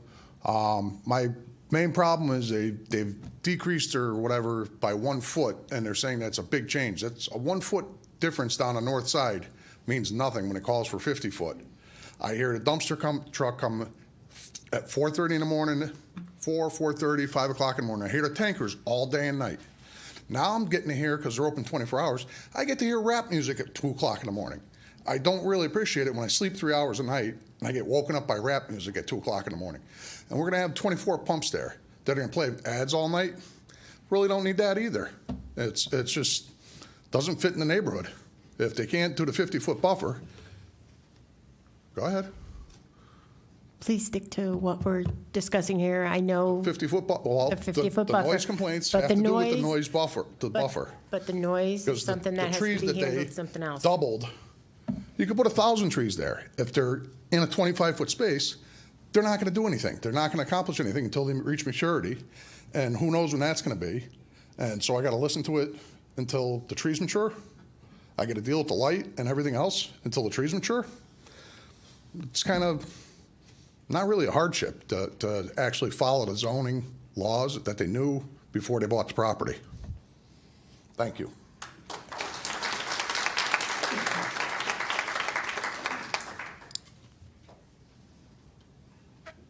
Anybody else?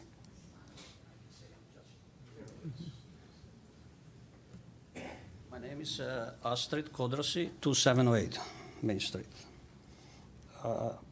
First, I have to say that I totally disagree with the proposal, reducing the buffer from 50 to 25 feet. We saw the project the last time, and we see it today. Everything looked good, colored, nice, but it's not going to help anything, what they proposal. I live in 2708 Main Street. I would say before you guys make a decision, I would like you to put yourself in our shoes, that you live in a neighborhood. Imagine if you are sitting in a backyard and have a nice meal with wife or daughter or granddaughters or father, and the truck coming every day around 2 o'clock in midnight and 2 o'clock in the morning. And everything going upside down because you're going to smell in the atmosphere the gas. It doesn't matter what you're going to plant over there, how long the tree is going to be, whatever bushes you're going to do over there, nothing going to protect the neighborhood. Imagine when the drunk driver's coming and you are in a backyard and starting talking, using the vocabulary that is not for this audience to say it, and you got granddaughters with you, what you can explain to them when they hear the drunk drivers and they use the bushes as a restroom. In project look good, You know, everything look good, everything, the pump is there, you know, and everything going to be perfect. We're going to finish this meeting. Hopefully, they're not going to get approved. I was thinking that not to discuss the reducing the buffer, but the town should deny to expand the business. The worst thing the town can do to the neighborhood is to approve this project. If you guys go in either way, you guys have to force them to build the noise wall protection. I don't want to hear, I don't want to see what's going on in that side of the wall. It doesn't matter what the buffer is. It's 50, 100, 25, whatever. And you say, we're going to do this tree here, this tree there. Why have to deal with the trees that come in from the neighbors to deal with leaves and branches that hang it? Yeah, it's the picture over there. You can see it. Half of the trees, the big oak trees, is against it in my property. Why have to deal with that? Why have to call the town every 2 months for the noise they're creating with the trucks that parking in their parking lot with the engine on? 2 months ago, I talked to, I think, Lady Kim Ritchie, if I'm correct, and she said the regulations are there, but you have to enforce. Who is going to enforce the regulation? Me? Why have to deal with this? I got my business in my house. Right, I understand that. And again, the noise is not on our purview right now. Okay. Okay, I apologize. I understand, but the point is, it doesn't matter the buffer, the proposal 50 or.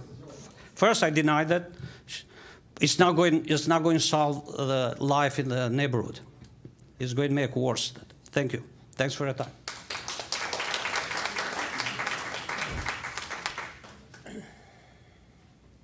Good evening. Name is Mary Parenti, 128 Forest Street. I just want to quickly state I do not support the proposed variance. It in no way benefits our neighborhood. We gain nothing from this change. By allowing the variance would only bring hardship to our neighborhood. The new plantings being proposed would take years to mature, and we in the neighborhood would have to endure the lights, the traffic, the noise, the odor, and the 24/7 operations. This corporation should be held to the zoning guidelines currently in place. Thank you.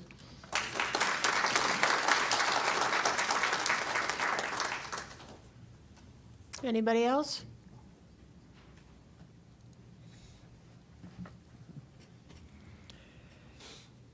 Hello, Joseph Stanton, 2774 Main Street. I don't believe a 27 feet buffer is going to provide adequate buffer between a residential zone and this commercial property. Even a 50-foot, I believe, wouldn't be adequate. I used to live adjacent to a commercial property, and it's just not enough tree, even when they're adult. Trees also die. The property, anything can happen in between now and when the trees mature to make that even less adequate. Thank you.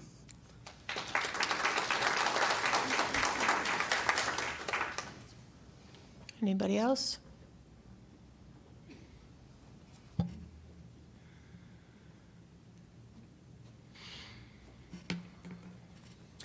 Alan Smith, 112 Old Main Street. I think everybody else already articulated a lot of really good details about why this variance shouldn't be granted. I think just to sum it up again is we have these buffers for a reason. It's about noise, it's about sight lines, it's about light pollution, it's about smells and odors. Last time I checked, fumes and gas smells, they go right through trees too. It doesn't really matter if you've got 25 feet or 50 feet. But the only reason that they're saying that they deserve this is for hardship. But as you can see, there's 25 people here that are talking about their hardship, and only one person that one organization that hasn't really articulated why they have a hardship, other than one that they created themselves, that they should have been able to foresee in advance. Thank you.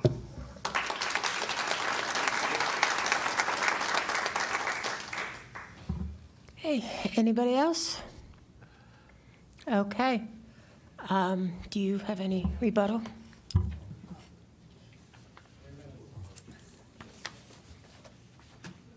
I'll start with that. The hardship is the fact that there are 2 front yards on this property.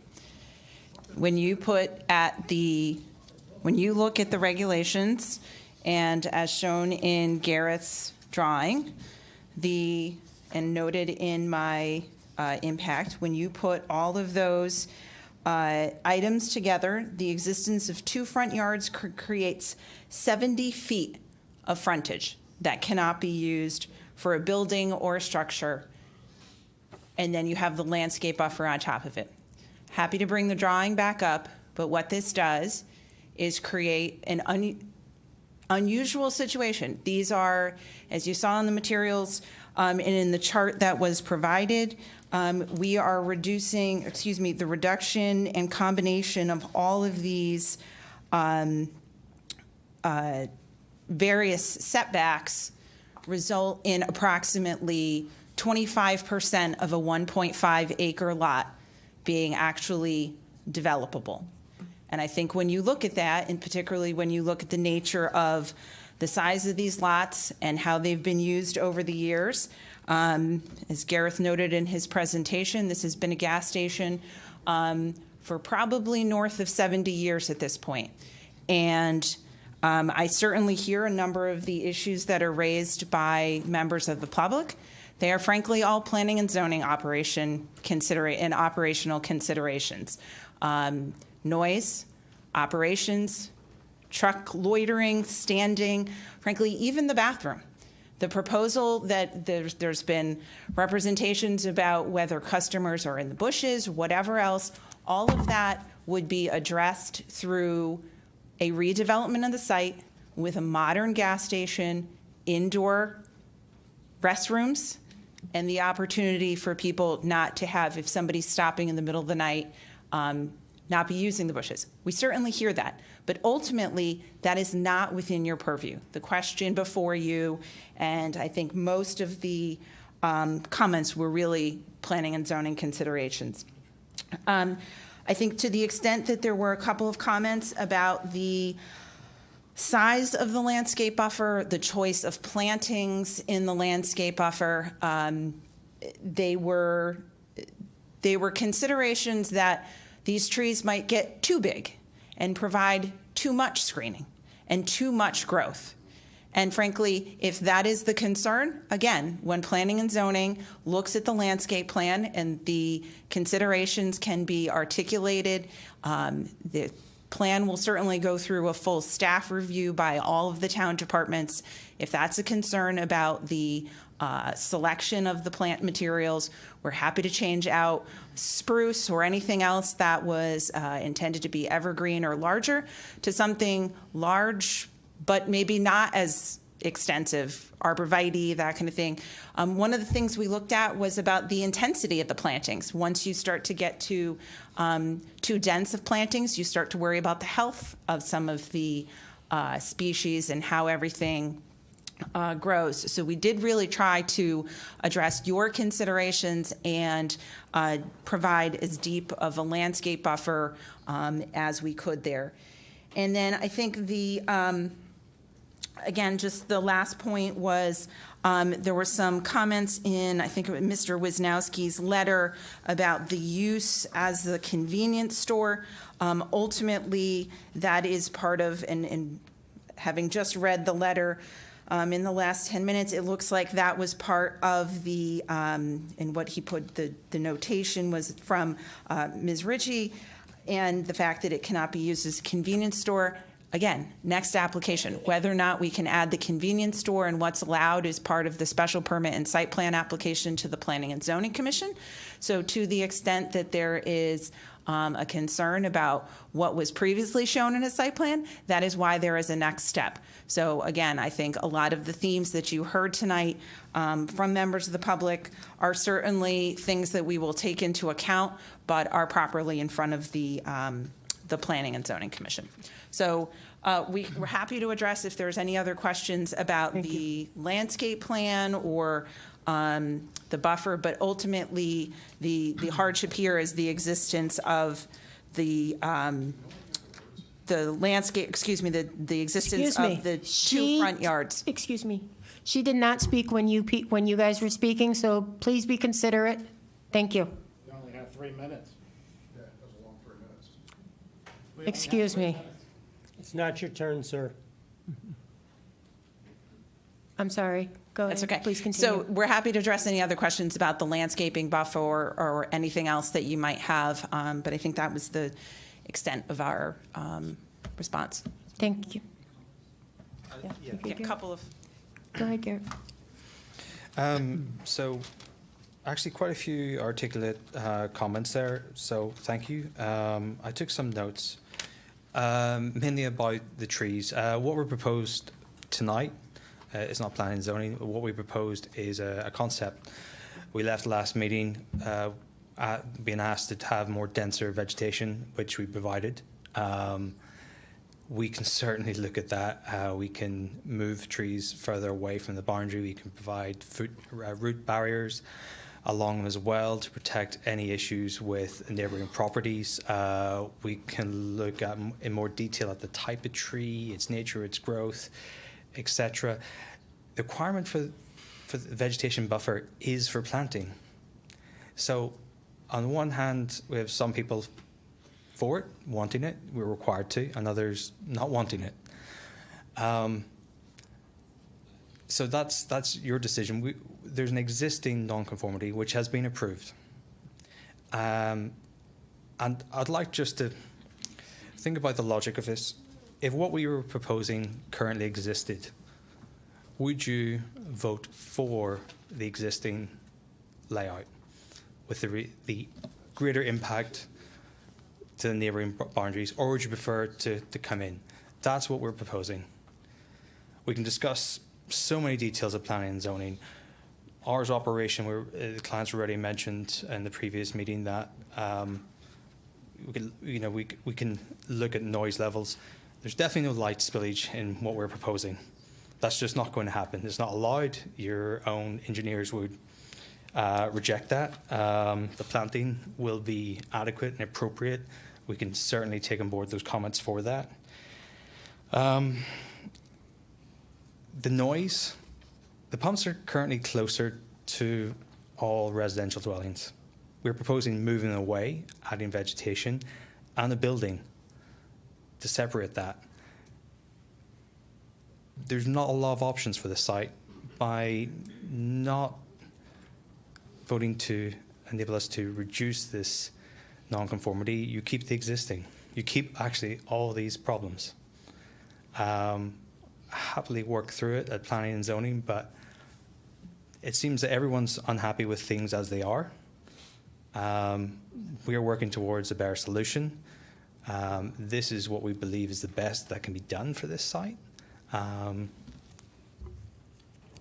But is there anything that I have left out that a member of the public has raised that you'd like me to answer or respond to? I don't think so. Right now, I'd like to go ahead and open this up to the commissioners for questions. Thank you for your time. Okay. Did you have something to say? No. Right now, I'm going to open it up to the commissioners for questions of the applicant. No. He's all done. No, yeah, no, we're opening it up to the commissioners for questions right now of the applicant. Commissioner Beatty? All right. One question I had was, I saw a fence in one of the views. Is that fence going to go along the entire backside?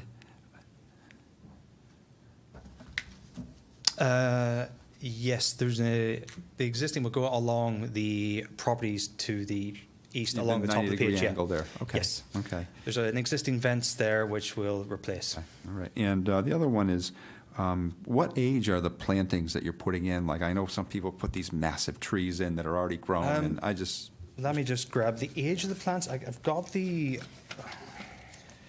actual size, which is the caliber of the tree. So, sorry, I need to read this. It's a little bit small.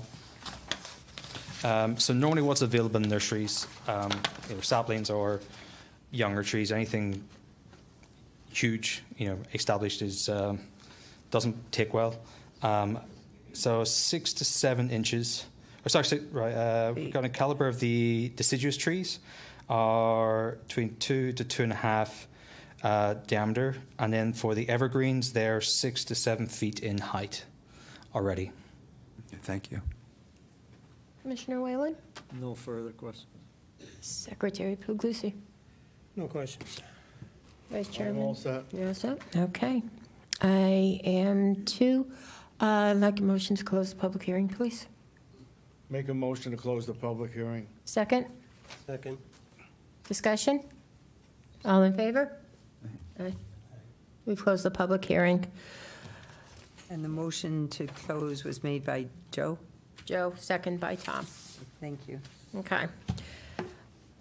At this point, I'd like to move on to new business, and this is Appeal 2023-04, AMG Pub 2 LLC, 2720 and 2736 Main Street.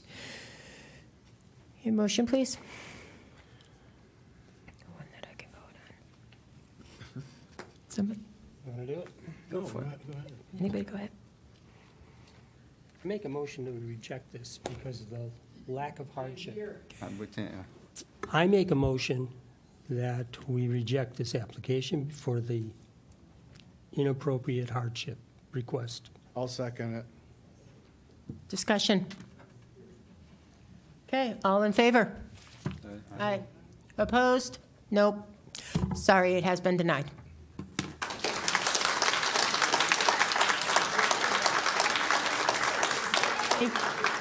Okay, Kim, did you have something?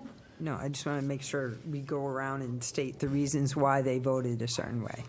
You want to pull the? I would make sure the Okay. commission members state on the record why they voted the way they did. Okay, all right. For the record. Okay, For the record. Commissioner Beatty, could you? If we could. Excuse me, the meeting is still going on. If we could have some quiet, thank you. We Thank you. appreciate it. Commissioner Beatty? I believe that the 50-foot buffer is very important, and it's like the residents don't have that anywhere, and I just feel that the town residents need such a buffer. Commissioner Whalen? It did not meet our zoning requirements. We're required to have a 50-foot buffer. Thank you. Secretary Puglisi? In my mind, everything was about the hardship. Right now, they have an existing business selling gasoline and diesel, and they're only looking to add 2 pumps. To make this large a change, just to add 2 pumps and a little bit more of a store is not appropriate. Even though I felt from the beginning that the design would be better for the neighborhood. The plantings and the changes that they made were obviously trying to accommodate all of the neighbors. But it didn't rise to the level of a hardship in my mind. Thank you. Vice Chairman Coolio? In my opinion, it's almost a self-imposed hardship, and that's why I voted against it. Thank you. And the reason for my vote to reject is also the hardship. Again, it is a self-imposed hardship. This could very well have been done with a smaller footprint of a facility. So, okay? Okay. Thank you. Okay, moving on to old business. Anything? No? Any other business, Kim? We do have on the, I don't know if it was in the packet or on the table, the land use training sessions. Keep in mind, there is a land use training session coming up on November 16th at 7 p.m. to 8:30. It is a, excuse me, we still have a meeting going on. Yeah, if you could, please, if you're going to have discussions, please take it outside in the hallway for me, please, so we can finish our meeting. Thank you. Thank you. So we do have that opportunity. There is mandatory land use commission training that is required per recently enacted legislation. Land use commissions are required to have 4 hours of education Okay. And we have to get that on the books, so there is an opportunity here for people to do that. I can certainly send this by email, so you can click on the link, and it is an hour and a half of your time, but it is in an evening. November 16th is the next available session. Where is it, Kim? It's online. Okay. It's online. Okay. And at the end, you get a certificate, and we would just ask that we get that, because we in turn have to prove to the state that our boards are doing this, so. Do we have until the end of the year to complete those? Yes, 4 you do. hours? Yes, you do. Ruh-roh. Yeah, plenty of time. Sure. It's only October. Well, this is only an hour and a half of it. That's correct. Thanks. You're welcome. Okay. Can I please get a motion to approve the action taken minutes from the July 18th, 2023 meeting? Motion to approve the July 18th. 2028 meeting. Second? I'll second. Discussion? All in favor? Aye. Opposed? Hearing none. Motion to adjourn, please. I'll make a motion to adjourn. Second. No discussion. We are adjourned. Thank